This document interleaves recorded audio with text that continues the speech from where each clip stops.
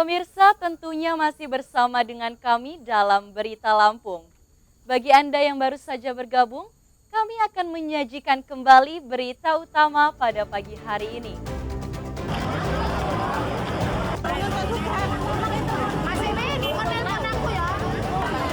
Ratusan warga di Lampung Timur berdesakan saat antri pengambilan dana bantuan langsung tunai di kantor pos.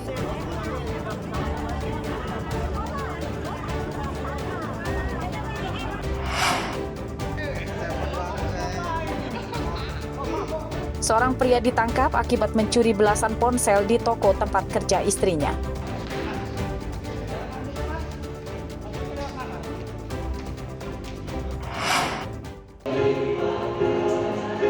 Suasana haru mewarnai peringatan Hari Guru di Bandar Lampung.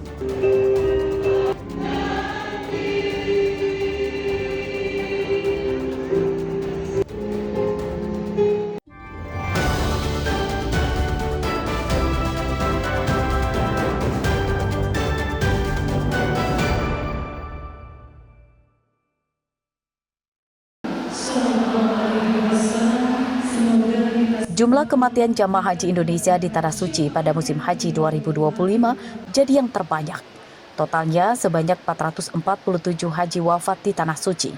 Jumlah itu mencatat Indonesia jadi penyumbang terbanyak dari total kematian jamaah haji dunia pada tahun 2025. Rincian jemaah haji yang wafat di Tanah Suci adalah 290 orang lansia dan 157 orang jemaah haji umur 41 hingga 60 tahun. Data itu disampaikan oleh Menteri Haji dan Umroh Muhammad Irfan Yusuf saat berkunjung ke Lampung Selasa siang. Ia menyatakan pemerintah Arab Saudi memberikan peringatan serius kepada Indonesia terkait tingginya angka kematian jemaah haji asal Indonesia 2025. Pada musim haji 2026, pemerintah Indonesia melalui Pusat Kesehatan Haji dan Umroh akan memperketat memeriksa kesehatan calon jemaah haji yang diberangkatkan. Kebijakan baru itu untuk memperbaiki persoalan banyak jemaah haji Indonesia yang tidak memenuhi syarat istithqah atau kemampuan fisik untuk berhaji. Banyak jemaah haji yang kondisinya rentan namun tetap diberangkatkan. Kita disebutkan menyumbang separuh dari sekitar 1.000 kematian di Saudi jamaah haji, dan pemerintah Saudi dan kami juga sepakat berusaha keras untuk mengurangi jumlah kematian itu dengan cara menerapkan standar kesehatan yang sesuai yang kita miliki. Kemudian untuk penambahan kuota, kita belum berpikiran untuk menambah kuota, walaupun menurun. Tidak cuma Lampung, ada beberapa daerah juga menurun. Jadi prinsipnya adalah first come, first serve. Siapa yang mendaftar awal, dia akan mendapatkan layanan lebih awal. Itu prinsipnya.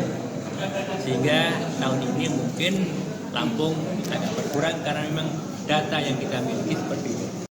Pengetatan standar operasional prosedur dalam penetapan syarat istithqah bakal menuai protes dari jemaah haji yang telah lama menunggu antrian. Namun demi keselamatan, pemerintah tetap akan menjalankan kebijakan itu.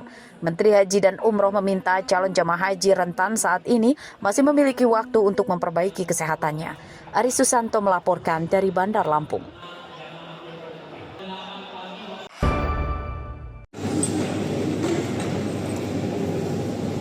Para pengurus Koperasi Merah Putih di 126 kelurahan di Bandar Lampung Selasa pagi mengikuti bimbingan teknis dalam memajukan koperasi. Selain mendapat pelatihan dalam pengelolaan keuangan, para pengurus juga diharap dapat memilih usaha yang tepat yang akan dijalani. Di Bandar Lampung kini sudah ada 18 koperasi Merah Putih yang beroperasi. Mereka bergerak di sektor usaha dagang sembako, gas hingga peralatan medis. Dalam bimbingan tersebut, pemerintah Kota Bandar Lampung menjanjikan akan melibatkan lintas instansi seperti Bulog, UMKM, hingga Dinas Perdagangan untuk mendukung pasokan usaha Koperasi Merah Putih.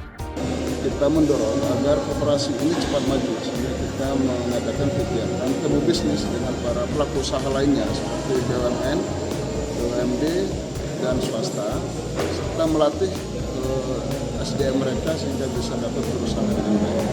Apakah ini kan ada shift manajernya Pak ya buat yang lain Pak?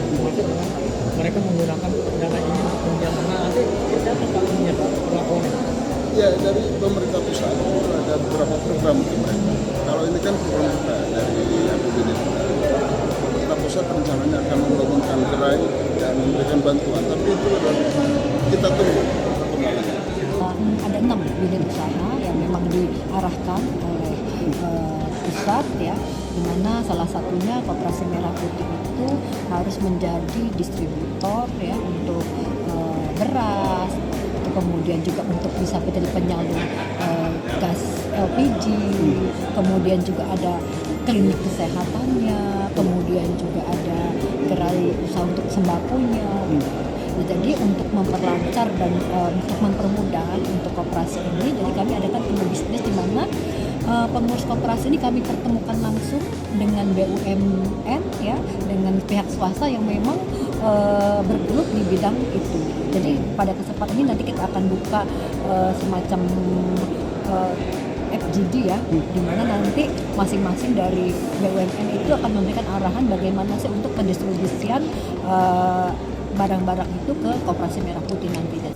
Koperasi Merah Putih merupakan program pemerintah untuk mendirikan koperasi di tingkat desa dan kelurahan di seluruh Indonesia. Pengurus koperasi diberi pinjaman modal hingga 3 miliar rupiah. Tujuan didirikannya Koperasi Merah Putih untuk meningkatkan kesejahteraan masyarakat melalui prinsip gotong royong dan kekeluargaan.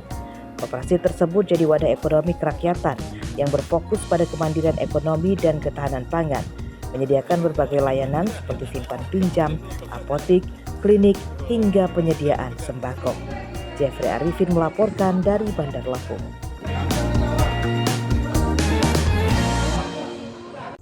Pemirsa, informasi tadi sekaligus menutup perjumpaan kita pada pagi hari ini. Saya Vika Rana dan seluruh tim redaksi pamit undur diri, selamat beraktivitas dan sampai jumpa.